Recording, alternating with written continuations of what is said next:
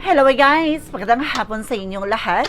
I am Chinurga from Masgari Channel, a faith healer, also at a reader. So ngayong hapon na to, tignan natin ano kayo sabihin sa ng ating mga gabay. So there's something special pasilip. No? For the month of February 12 hanggang February 18, for the sign of Pisces. So Pisces, welcome sa my channel. Ano kayong messages, advices ng spirit guides ang ating masasaga for today's video? Kanino kayang energy o kaganapan sa buhay ng mga Pisces signs sa ating mga gilap. So guys, this reading is a general reading namang hindi lahat makaka-resonate.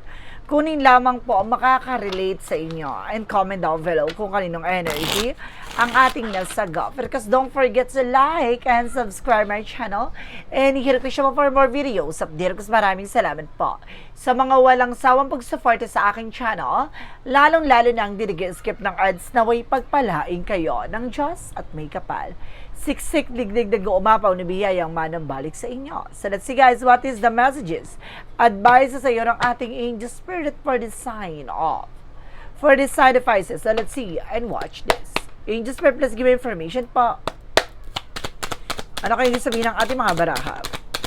Okay, so this is something a moon card, something revelation, na may mga bagay na marireveal.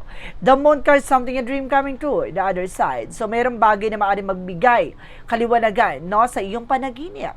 O maaaring magbigay kasagutan sa iyong mga panaginip. O may mga bagay na maaaring matuklasan mo sa likod ng panaginip na yon.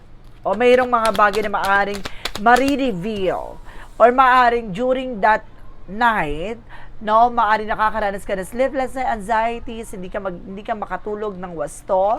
And of course, there's a time called something disappointment. So may mga bagay dito na parang nadidisappoint ka, o parang may mga failures na maaaring tutuloy-tuloy, o maaaring may mga bagay na kailang pag-ingatan mo, kaya mo pagsisihan. Now, there's a regret.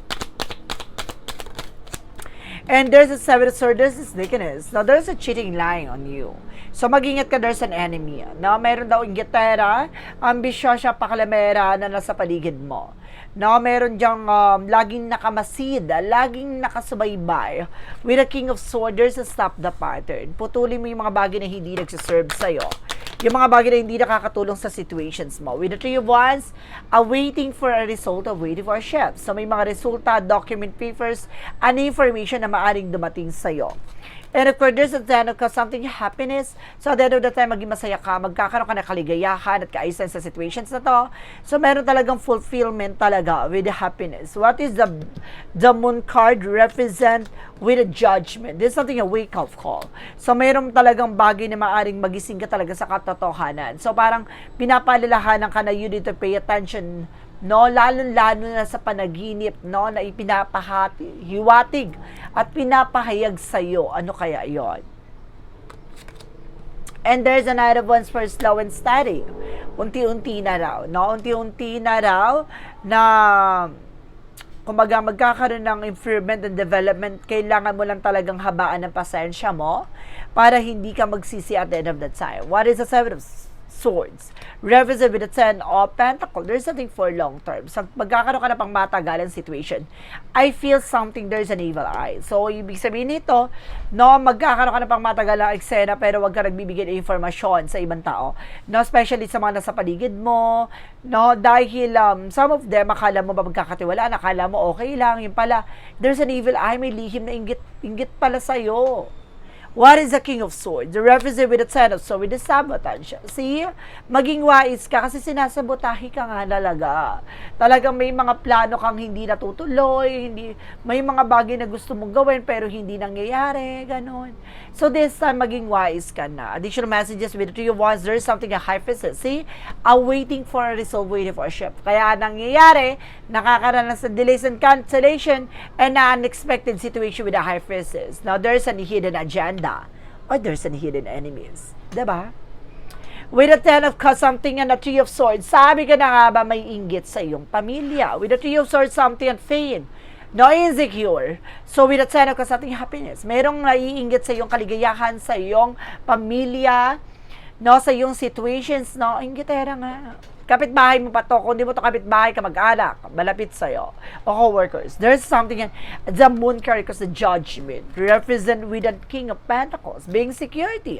Maging secure ka sa mga plano mo, sa lahat ng bagay na gagawin mo, pagkakaingatan mo ito. No, wag ka ng kwento ng kwento, wag ka ng chika ng chika. No, dahil hindi mo lahat ng mga, hindi mo kilala, o hindi mo talaga lubos na kilala yung mga taong nakakasalamuha mo. Kahit sino pang malapit sa iyo, kailangan mas maging maingat ka this time. So there's something, guys, with Knight of Swords. There's a success driven. So bibilis ang mga eksena. Excuse me. No, makakaranas ka ng, kumbaga, tuloy-tuloy na changes. No, unti-unti lang siya, basta wag ka lang maging aggressive. So wag ka lang maging magmadali, ganon. I-record sa page of 1 something a good news coming in. So may magandang balita na paparating sa'yo. Na may magandang impormasyon na maaaring dumating sa'yo, pero maaaring ikakagulat mo ito. So itong balita na to, hindi mo akalain siya yung palang inggitera. There's an evil eye. Siya pala to, ganon. Kumbaga, ang pagtukla sa pagkakakilanlan ng taong naiinggit sa'yo. And of course, there's a wheel of fortune with a turning back. So there's something, guys, with a good fortune. So ibig sabihin dito, with a wheel of fortune, something destined to happen. There's something a good luck, no blessing, with a ten of swords, sinasabotahe. Ito yung sinasabi na, imbis na swertein kami na malas ka. So yun. Merong bagay na kailangan maputol at matuldukan yon. And of course, there's that Ace of Wands, something, a new project and new plans. Even sa mga proyekto, plano, job, no, applications, no, nakakaranas ka ng delays and cancellation from that situation kasi may inggitera nga. Ganun yon. So let's see what is the additional messages. Represent with that the Four of Swords. So something rest. So kasama po yan, kakaroon ka talaga ng sleepless anxieties. May palipad hangin pa ako na sa sense dyan, guys. No, talaga merong may inggit sa'yo dito, lubos-lubos ang kainggitan. Ay, what is the outcome? There's something yung justice card, something karma. Ay, sabi ka na nga ba, may nag-curse sa'yo eh. So mag-ingat ka sa mga information na pinababatid mo, ha? No, dahil may mga naiinggit talaga. Because there's something the hangman, something stuck. Oh my God. Para makaranas ka ng mga disappointment, no? Para magsisi ka or something na parang manghinayang ka. No, because there's something, guys, with a Four of Pentacles with a saving and protecting. So ano man yung bagay na meron ka, stand on your ground. So kailangan pag-ingatan mo ito. So may magandang balita na maaaring ikakagulat mo talaga. No, kung sino ang nagmamasid, something isda. Sinong malansang isda na to? And because there's an Empress card for river, something, a blessing. At the same time, there's something renewal to yourself and self-love, self-care. So may biyaya na paparating sa'yo. And there's something, guys, with a Seven of Pentacles, with a harvest moment. At ito lang nga.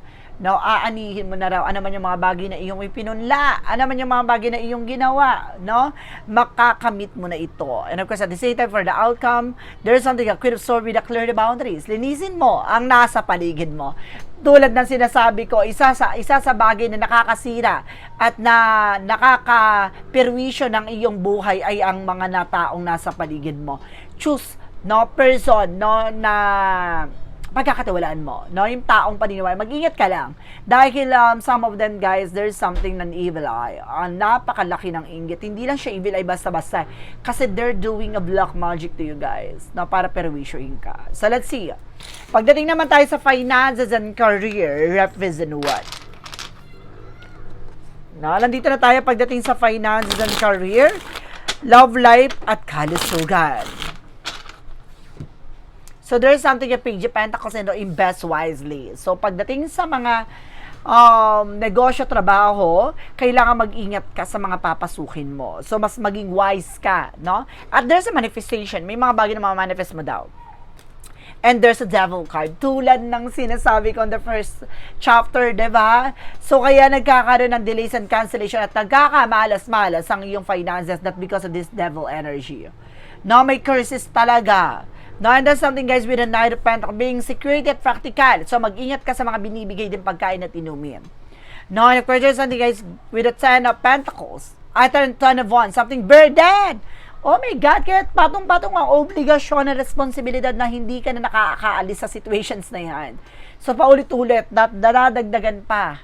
No, dahil sa burden at negative na ginawa sa'yo. There's something, guys, with the Termon para sila, and there's a chaos.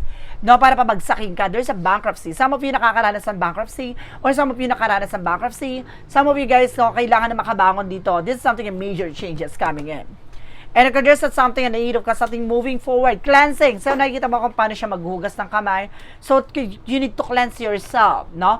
Para sa mga kaalatan, negative na to, o kailangan talaga na parang makleanse ka, no? Overall, with the blockages, negativities, black magic, gano'n. So, you need to be cleansed, no?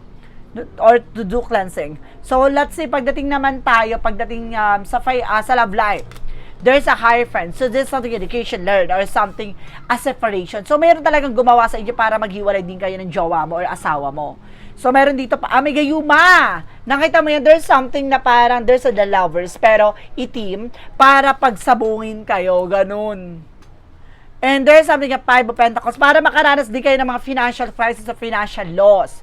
No, para hindi kayo magkaintindihan, para sa isipin nyo, hindi kayo para sa isa't isa, minamalas kayo, gano'n. Kumbaga, it's connected with the Devil card. And of course, there's something, guys, with the Knight of Swords. There's an anxiety, sleepless nights. So, some of you guys, nagkakaroon ka ng anxiety, sleepless nights. At the same time, what is the 10 of Wands represented with a star card, something like healing recovery. Makaka-recover ka na from the pain, from the struggles. No, makaka-recover ka na sa lahat ng bagay na nangyari sa'yo. There's an healing water, guys. No, kailangan nyo ng healing water para mapainom ang iyong asawa, jowa, para mabasag ang mga uri ng ginawang gayuma. And of course, the Ace of Cups, something a new love or something a love coming in. Nakikita mo yan, there's something related about sa water. Ibig sabihin, baka pinainom yung jowa mo o asawa mo ng tubig, no, na maaring may gayuma. And of course, there's something, guys, with the Page of Cups. Listen to your intuition, is it your gut feeling. No, baka nakakaranas ka ng, kumbaga, kaba, no, nakakaiba. So, parang there's a possible na mayroon ditong umi-eksena sa iyong asawa o sa jowa mo. Sa pagdating naman tayo sa kalusugan mo, there's something a 9 of Cups, there's something a wish fulfillment. Bagay na gaganda na rin ang kayong kalusugan with that 6 of Pentacles. Maging balanse ka lang sa pinaglalalamun mo, mga pinagkakain mo. When of course, there's the King of Wands, something, look at the bigger picture. Lagi mong titingnan yung magiging possibilities. Kung nakakabuti ba sa ito, no? And of course, there's a Magician for manifestation and reflection. Ano ba yung bagay na gagawin mo? Pagdating sa kalusugan mo, alam mo nga anihin mo yon. So, wag masadong sobra-sobra, diba? Kailangan, kumbaga, tama lang. And there's a 6 of Cups. This something, guys, na meron ditong nakasanayan or maaring there's a history na meron kang nararamdaman na kailangan na talagang tantanan. No, ang paglalamon ng kung ano-ano nakakasama sa iyong kalusugan. With the Queen of Pentacles being practical and maturity, no, kailangan na matuto ka na kung paano mo pa-protection ng iyong sarili at ang iyong katawan. So, guys, let's see what is additional messages with all a magical fair messages advices for you guys. So let's see and watch this. So nandito na tayo, guys, sa gabay. So what is the magical fair messages advices for you?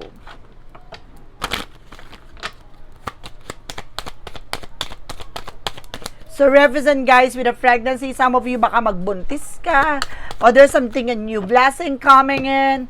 No, kung hindi ka magbubuntis, baka may biyaya and you get the power.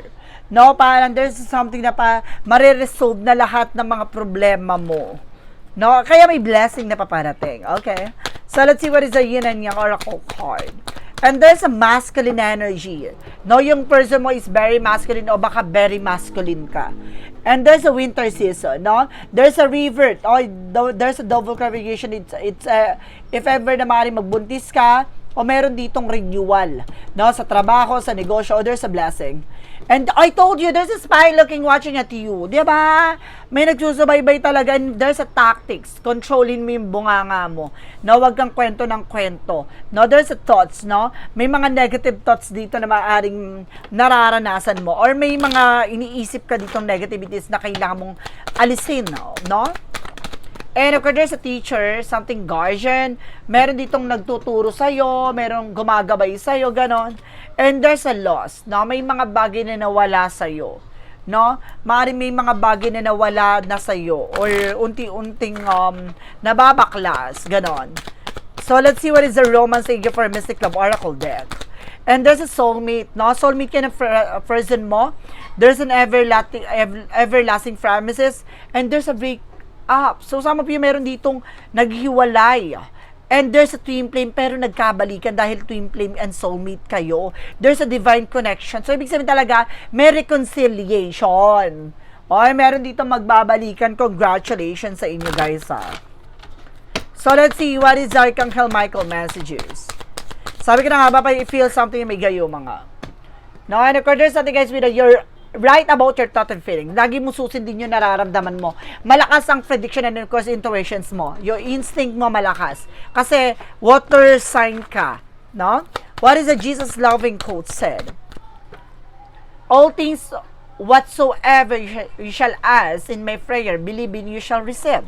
Ano daw yung mga bagay na pinagdadasal mo at yung mga bagay na yon, kung naniniwala ka, no, yung matatanggap mo yun ayon sa kalooban ng Diyos, makukuha mo at makakamit mo yan. So, ibig sabihin, depende yan sa iyong pananampalataya at tiwala sa ating poong may kapal. So, the more na nananampalataya ka at nagtitiwala sa kanyang gawa at sa kanyang ibinibigay sa iyo, may gantimpalang pagpapala. So, guys, this something special pasilip. Now, for the month of February 12 hanggang February 18 for the sign of Pisces. So, Pisces. Maraming salamat for this wonderful reading. So, once again, this reading is a general reading namang hindi lahat makaka-resonate. Kunin lamang po ang makaka-relate sa inyo and comment down below kung kaninong energy ang ating nasagot. Because don't forget to like and subscribe my channel and hit the bell for more videos update. Then, of course, maraming salamat po sa mga walang sawang pagsuporta sa aking channel. Lalo-lalo nang dirigiskip ng adsaway pagpalaing kayo ng Diyos at may kapal. Siksik, liglig, umapo na biyayang manumbalik sa inyo. At maraming salamat po. And of course, don't forget to follow and subscribe my second channel, Maestra Ganda Psychic Tarot. Please, pakihanap po yan second channel ko dahil mag-upload din tayo doon ng mga videos regarding sa horoscope at the same time with the politics. Maraming salamat po and see you the next video. Bye-bye and babush.